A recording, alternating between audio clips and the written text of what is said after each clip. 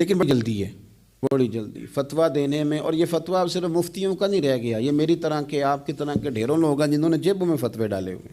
بھئی آپ نے کیوں ذمہ داری لے لی ہے جنت میں داخل کرنے کی اور نکالنے کی؟ یہ تو میرے رب کریم کا کرم ہے، وہ جس کو چاہے جب چاہے جتنا چاہے عطا کرے.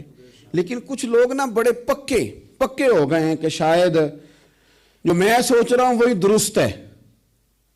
کبھی کبھی کچھ چیزیں عجیب بھی ہوتی ہیں، لہذا خدا کی رحمت پر بھروسہ کر کے بات کرنی چاہیے. اپنی مرضی کے فتوے نہیں داغنے چاہیے.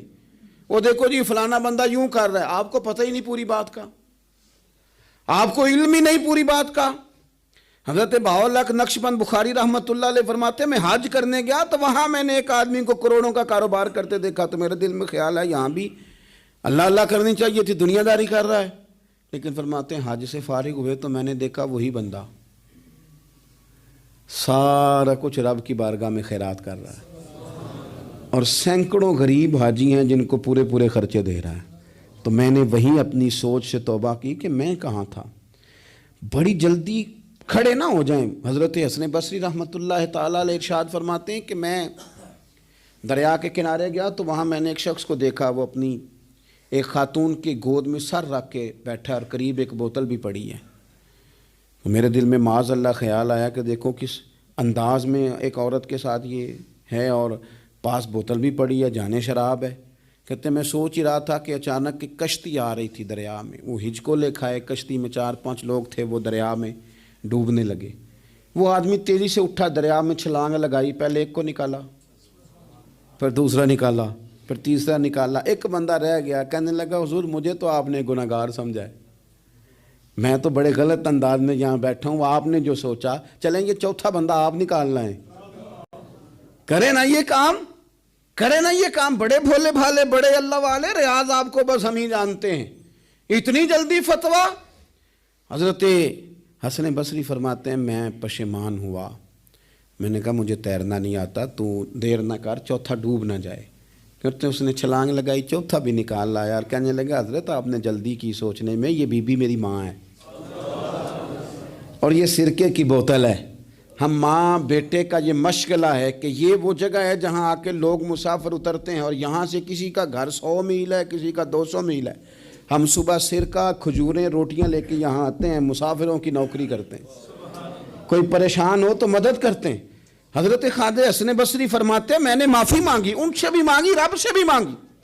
انہوں نے مانگ لی نا بزرگ تھے، پر ہم کو نہیں تیار مانگنے کو.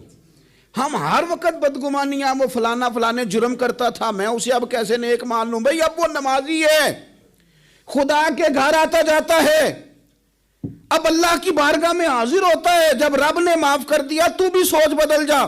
سنیں حضور کیا فرماتے ہیں. نبی پاک صاحب الاخلاق صلی اللہ تعالی علیہ وسلم فرماتے ہیں، مسند امام احمد بن حنبل دیکھیے، فرمایا رب اس وقت بڑا ہی مسکرائے گا جب قاتل بھی جنت میں جائے گا، مقتول بھی جنت میں جائے گا. یا رسول اللہ مقتول تو گیا، یہ قاتل کیسے چلا گیا؟ حضور فرماتے ہیں جائے گا اور رب مسکرائے گا جو اس کی شان کے لائق ہے.